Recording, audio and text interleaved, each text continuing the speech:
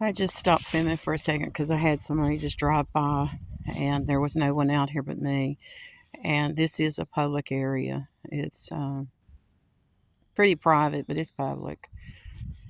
And I wanted you to see that this is one of the places I come to get some peace and some quiet and some alone time. Not always alone, but it can be alone.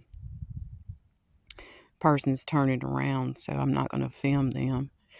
But I'm just going to let you know I'm not out here by myself now.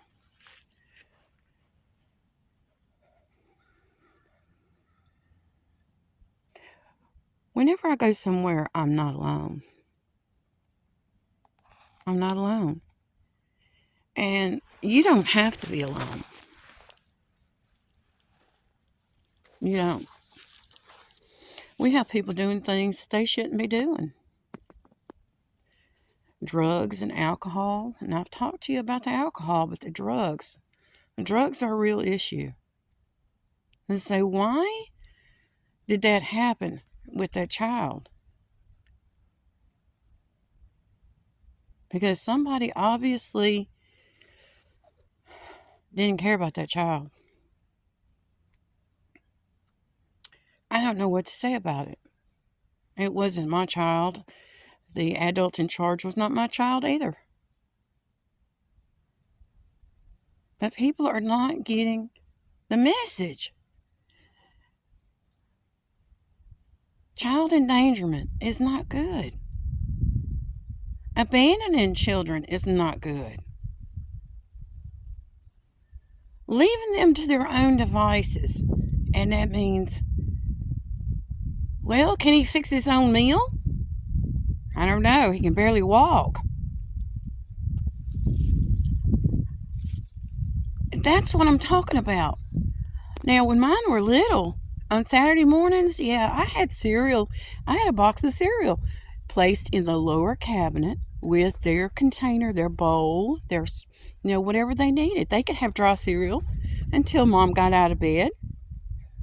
Saturday morning, they knew how to turn the remote on to the TV. They watched their cartoons. But you know what? As a teacher, I was an educator. I knew how to plan ahead and how to prepare the path for my children as much as I could. Back to me being a grandmother of 10. I didn't do anything to get them here. First one came, and then the rest of them started coming. God blessed me with each one of those 10. And He blessed me with their parents. I'm not going to tell my children what to do. I'm not going to tell them how to raise their children. If they ask, I may not even tell them then.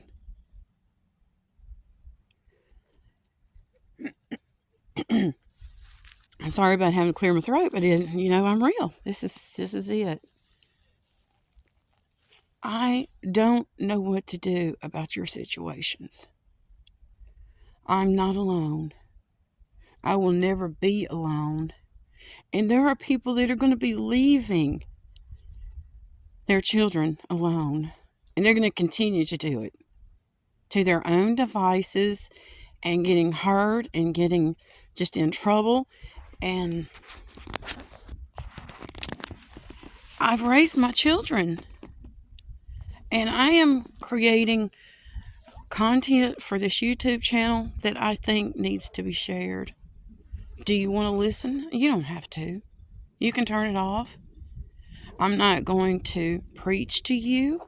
I'm not going to tell you what to do. I'm going to just tell you I have been there. Now, when I was saying something earlier about miscommunication, I remember when my oldest child got a cell phone. She was going into the age where she had more activities than I was thinking, and more activities at school. And I needed to get in touch with her, if it was necessary.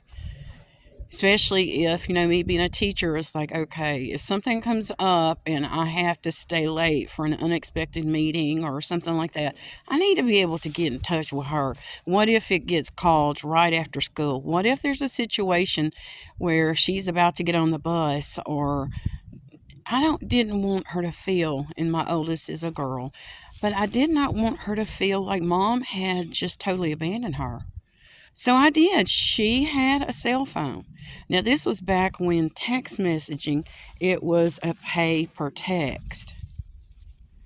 And one month, we had a $300 text messaging bill. $300. She was not in high school. She was not able to work yet. But obviously, her friends had been getting text messages too. All right. Now, I'm telling you this because we had to pay the text messaging phone bill.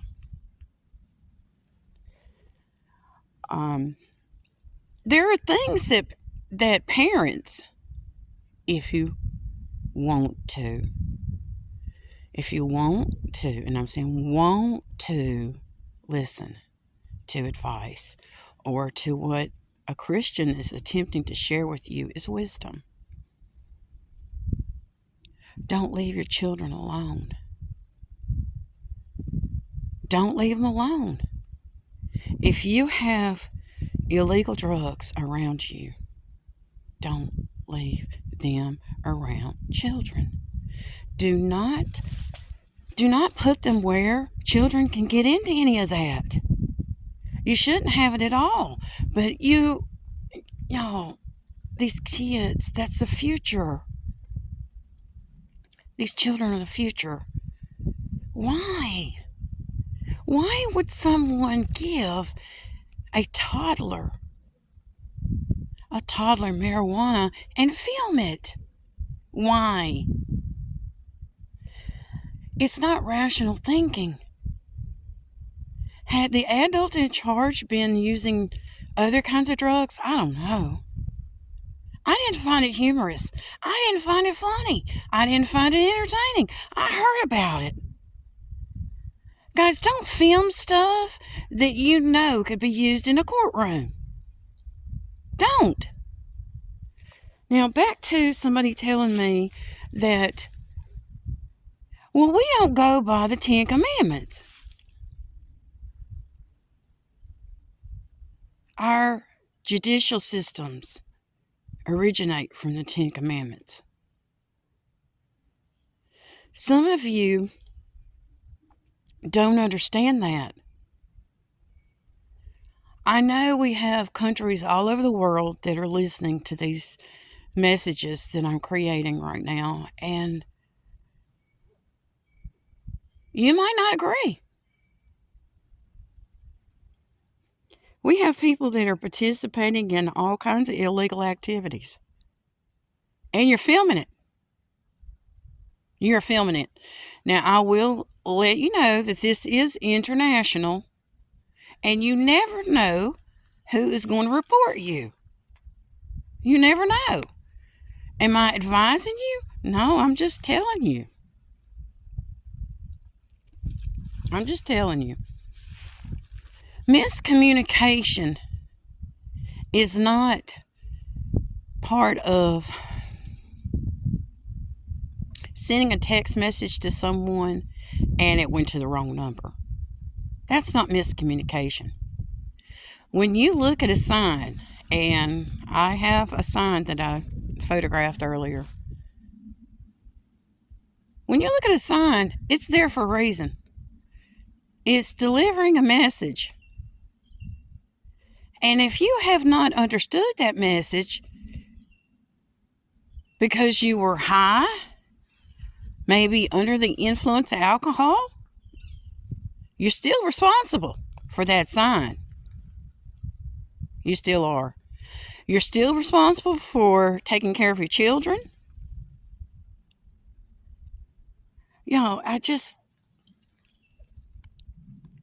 I raised 3 children to adulthood. Did they think I was a good mother? I don't even care at this point. I don't care if they think I was a good mother, because being a parent requires making decisions. And I have made the decisions that I have made because I felt that they were best. Did it cause my children to hate me? I don't know. I did gather with all three of my children yesterday, and they didn't act like they hated me. Now, back to text messages.